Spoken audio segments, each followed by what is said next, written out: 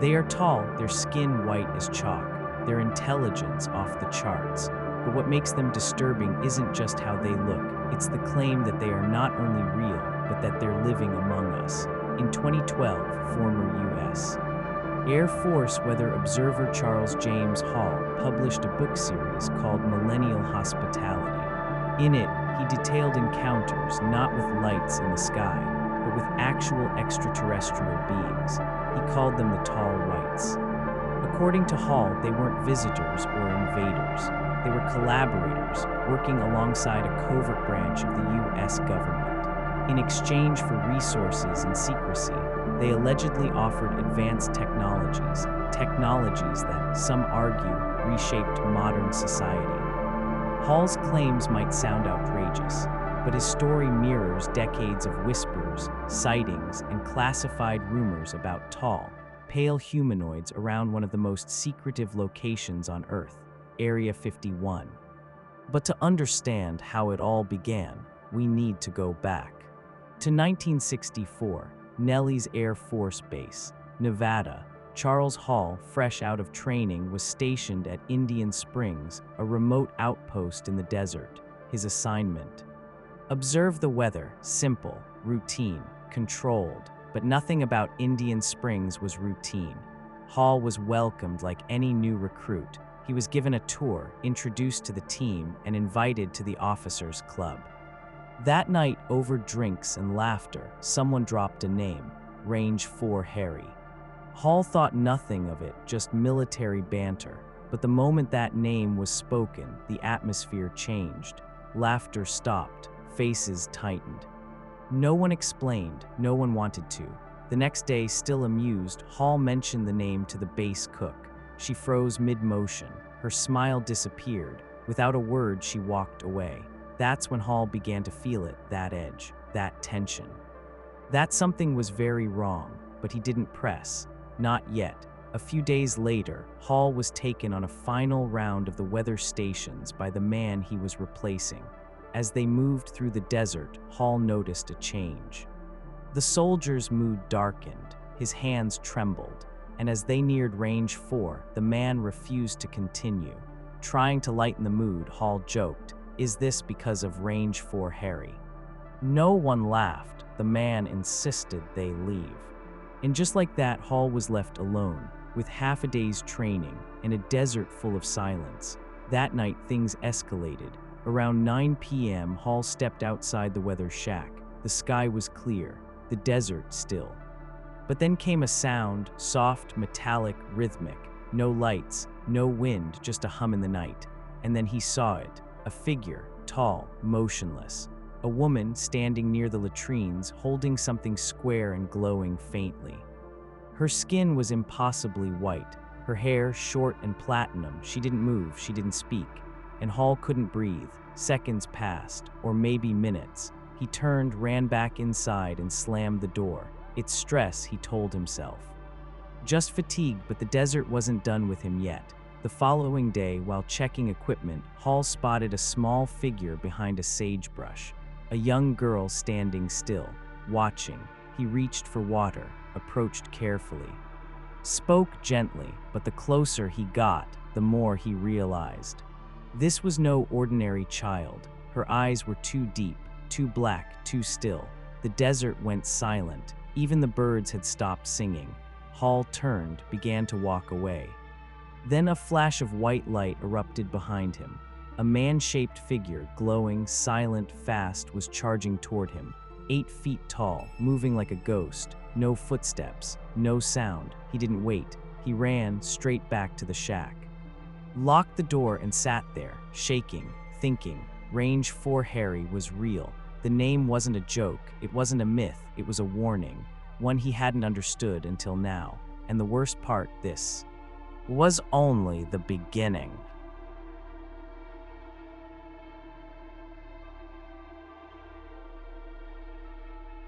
After that night, Charles Hall knew he was no longer alone. The desert hadn't just watched him, it had responded. And in the days that followed, it responded again. At first, it was subtle, shadows where there should be none. Static on radio channels that had always been clear. odd flickers of light in the corners of his vision. But then they returned. He saw her again, the tall woman from the latrine, pale, still, watching. This time she was standing just a few feet away from the weather shack. No sudden movements, no sound, no fear. Hall didn't run. He stood frozen, eyes locked on hers. And then something even stranger. He heard her, not with his ears, but inside his head, a voice not quite human, not quite mechanical, clear, cold, precise. A message, not a threat, not words, but understanding, telepathy. Hall wasn't speaking with her, he was thinking with her, and she was listening. He would later call her the teacher, because as he began to learn, she wasn't alone. Over the next several days, Hall began seeing more of them, always in the distance at first. A flicker of movement, a flash of white, then nothing. They appeared only when they wanted to. They were observing him just as he had tried to observe them. Then something shifted. One night, while performing routine maintenance on a portable generator, Hall dropped a wrench. The metallic clatter echoed across the desert. In an instant, several tall whites watching from a ridge reacted. They stepped back, quickly, defensively. That's when Hall realized they were afraid. Not afraid of him specifically, but of what he might do, how he might react. It wasn't just him being cautious around them. They were cautious too. This changed everything. The more he interacted with them, the clearer it became. The fear went both ways, and yet they kept coming. Some approached curiously, others kept their distance. All communicated the same way telepathically. No lips moved, no sounds, only thought and image. Hall recorded everything. In secret notebooks, quiet entries, no reports filed. No one would believe him anyway, but the experiences were real. He described their appearance in detail: skin white as paper, hair platinum blonde and cropped short, eyes deep and alien, height taller than any man he'd ever seen, some over 8 feet, and the suits they wore glossy, seamless, and almost weightless, as if they weren't just clothes but technology. He swore they allowed them to hover inches off the ground, but even more strange than how they looked was how they acted. They were precise, controlled, cold but not cruel. Hall never sensed malice, only superiority. As if they were constantly calculating. In one interaction, the teacher allowed him to stand within a few feet. No words were exchanged. But in that moment, Hall understood something. He wasn't just part of a military assignment. He was part of something else, something unspoken. The tall whites hadn't chosen to kill him. They hadn't erased his memory. Instead, they were testing him, and perhaps through him, testing us. But this raises the question: what exactly were they doing there? Why hide in the shadows of a military base? And more importantly, who else knew they were there? Charles Hall had seen them. He had heard them in his mind. He had felt their presence in the night. But one question still echoed louder than all the rest. Who or what were they? The answer, as Hall discovered, wasn't simple. In his journals and interviews, Hall described the tall whites with unnerving precision. The adult males were imposing, tall, skeletal, with elongated limbs and smooth white skin. The females, particularly the teacher, carried themselves with an eerie elegance. Still, silent, calculated, but these were just surface details. What truly set them apart wasn't appearance, it was behavior. They moved deliberately, almost ritualistically. They didn't walk, they glided, and their presence came with a heaviness, like the air shifted around them. When they looked at him, Hall didn't feel watched, he felt measured. He began to notice patterns, subtle rules in their interactions. They never approached without signaling. They kept a strict distance unless invited. And above all, they demanded calm. Sudden movements, even accidental, were seen as threats. This wasn't random alien curiosity. It was structured, controlled. Hall began to suspect they were operating under a protocol. But whose? The answer, he believed, was written in the stars. According to Hall, and supported by several UFO researchers, the tall whites shared physical traits with a well-documented alien archetype, the Nordic aliens: tall, fair-skinned, human-like but wrong. For decades, the Nordics have been tied to legends of beings from the Pleiades star cluster, a group of stars nearly 450 light-years away. Some ancient cultures called the Pleiades the Seven Sisters. Others believed it was the place where gods came from. Hall didn't have a spaceship or star map, but he believed the tall whites weren't native to Earth, and he wasn't the only one. Other contactees, especially in Europe and South America, had reported visions and interactions with similar beings, tall, light-skinned, telepathic, and strangely invested in Earth's future. But why would a race so advanced choose to hide in the Nevada desert? That's where the theory turns darker. Hall came to believe that the tall whites weren't just passing through. They were stationed here, protected, by someone very human. He suspected that there was an arrangement, a secret agreement between the US government and these extraterrestrial visitors. In exchange for privacy and supplies, perhaps even material resources, the tall whites would offer something invaluable. Technology, advanced propulsion, energy systems, materials science, possibly even early versions of stealth tech and fiber optics. And where would this exchange happen? The answer always comes back to the same place, Area 51. Officially, it's just a flight testing facility. Unofficially, it's the most guarded mystery in modern American history. Hall's weather shack, he claimed, was close enough to hear the distant hum of experiments, the strange frequencies at night, and sometimes see the silhouettes of beings that weren't quite human walking the perimeter. And the tall whites weren't kept in cages. They were guests, allowed to come and go, respected, even feared. But there's more. Hall claimed that the tall whites raised their young on Earth. That small children, like the one he encountered near the sagebrush, were allowed supervised exposure to humans, as if learning, testing, preparing. And if true, if entire families of non-human entities were growing up in the shadows of military bases, then the question isn't just who they are. It's why they're here. Are they researchers, ambassadors, or something else entirely? Hall never got a clear answer, only fragments, impressions, and an overwhelming sense that the tall whites were playing a very long game, one that humans weren't meant to understand. If Charles Hall was telling the truth, then the implications were staggering. He wasn't just a soldier who saw something strange.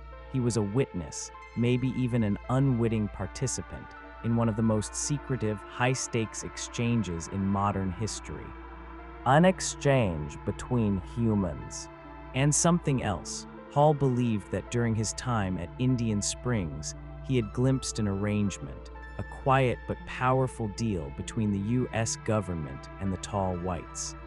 According to him, this alliance wasn't new. It had been active since at least the 1950s, perhaps longer. The terms, simple: access and protection in exchange for technology and silence. The tall whites, Hall claimed, were allowed to operate in specific desert regions, remote, restricted, and heavily guarded. In return, they would offer the US military advanced knowledge, far beyond what any known human scientist had produced at the time. And the evidence, look at history. In the 2 decades following World War II, human technology skyrocketed. The microchip, fiber optics, stealth aircraft, night vision, lasers, breakthroughs that seemed to emerge too fast. Too suddenly, as if they had been handed over, not developed organically. UFO researchers have long argued that many of these technologies appeared right after key UFO incidents. Roswell, 1947. The Washington Flap, 1952. The Hill Abduction, 1961. Each event followed by a burst of innovation. But where did these ideas really come from? Some point to Colonel Philip J. Corso, a U.S. Army intelligence officer who, in his book The Day After Roswell, claimed that he was tasked with analyzing extraterrestrial artifacts recovered from the Roswell crash and seeding that tech into private defense contractors. Corso described alien material that was strong yet weightless, circuitry that looked nothing like our own, and biological interfaces that defied all known science. Sound familiar? Hall's accounts mirrored Corso's in eerie detail, particularly in the behavior of the tall whites and their interaction with human military staff. He recalled that the beings could hover silently, that their clothing shimmered unnaturally in sunlight, and that they carried devices that looked like nothing humans had ever produced. Even more disturbing, they weren't under observation. They were in control. Hall wrote that when the tall whites visited certain areas of the base, humans cleared the way.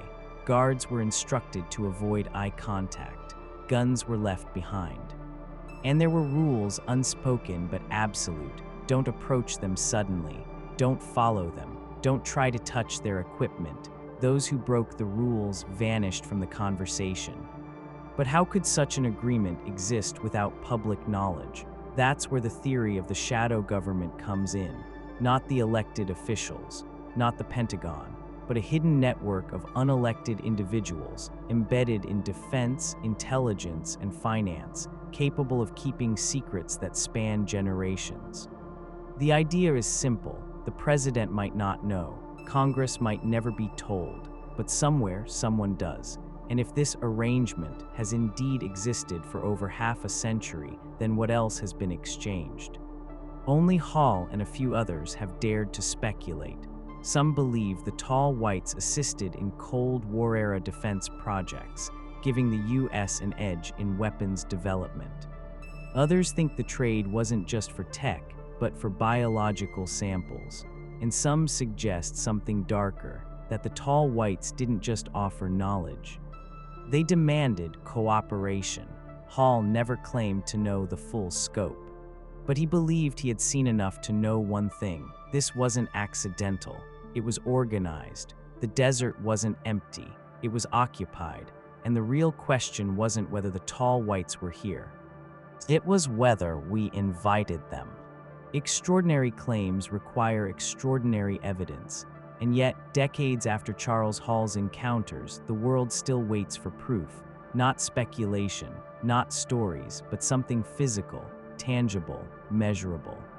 Skeptics are quick to dismiss the tall whites as fantasy. They say there are no photographs, no verified recordings, no leaked documents with irrefutable stamps of alien contact. And they're right, at least on the surface.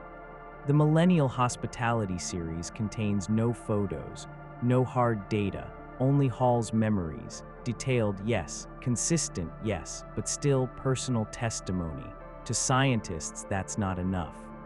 They point to the rapid development of technology and offer alternate explanations.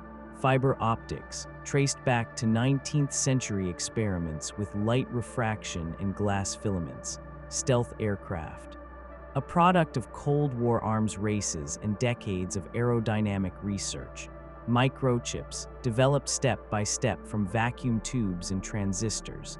Every so-called alien leap, they argue, has a paper trail, a human one. And Area 51, according to declassified U.S. government reports, the facility is used for experimental aircraft testing.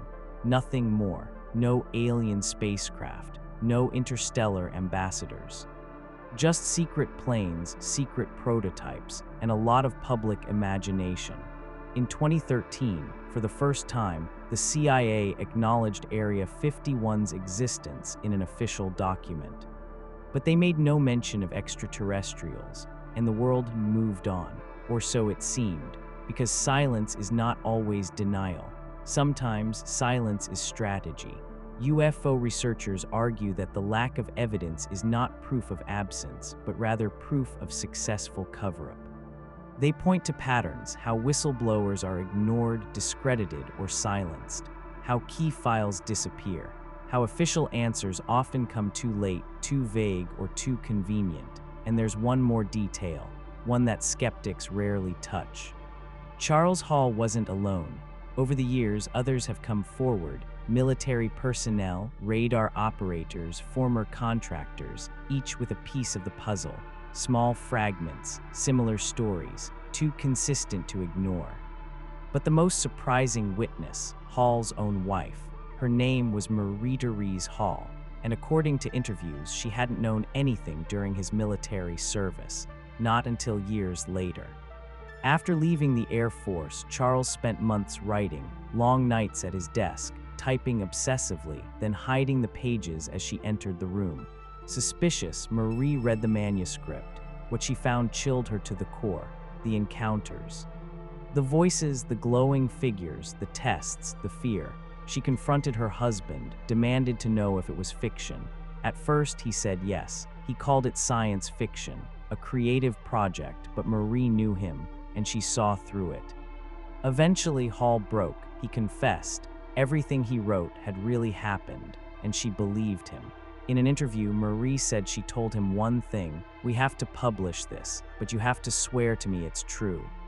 It was her push, her belief, that led to the first millennial hospitality book being released.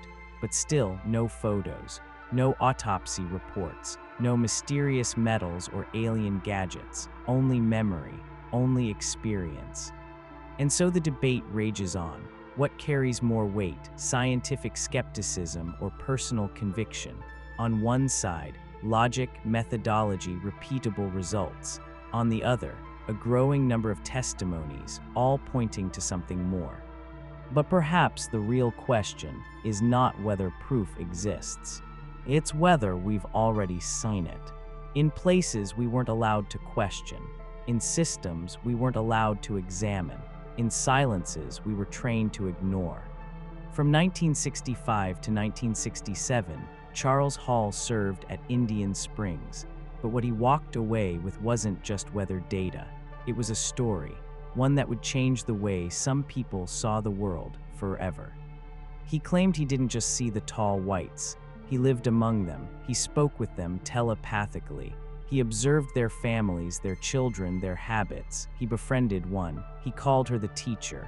She was graceful, logical, cold but not cruel, and perhaps curious.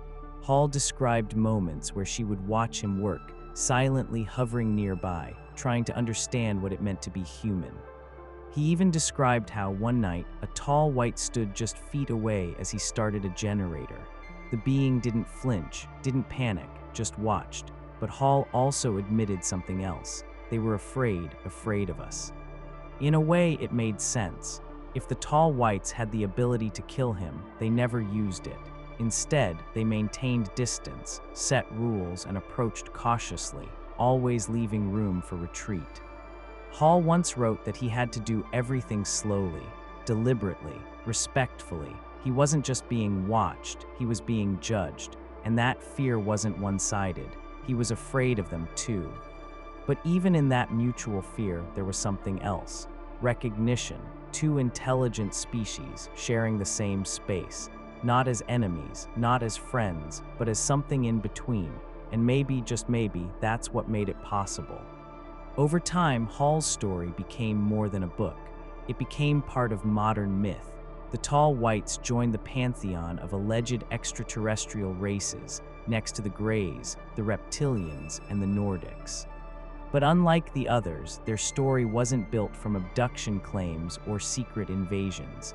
It was built from coexistence, from contact, from something closer to diplomacy.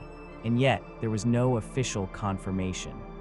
No televised disclosure, no government admission, just silence. And silence leaves room for doubt, for ridicule, for forgetting, but it also leaves room for something else: belief. Because sometimes, what makes a story powerful isn't its proof. It's its possibility, and Charles Hall's story has one haunting detail that's hard to ignore. He never got rich, never went on global speaking tour, never tried to start a cult or a movement. He published his books quietly, lived quietly, raised 6 children with his wife. Even she, Marie Hall, eventually came to accept his story. Not because she wanted to, but because deep down she knew he wasn't lying. She once said, "If they come for us, at least we'll get a picture this time." And maybe that's what this has all been building toward, not disclosure. Not invasion, not technology, but something simpler: acknowledgement that we are not alone, That someone or something has been watching us, studying us, maybe even protecting us, or preparing for something we still don't understand. So now the question is, where's the proof? It's this: what if it's all true? What if the tall whites walk beside us, unseen, unknown, undetected? What if governments know but can't explain? What if technology, fear, and diplomacy have already bridged the stars and we never noticed? Because in the end, belief doesn't require evidence.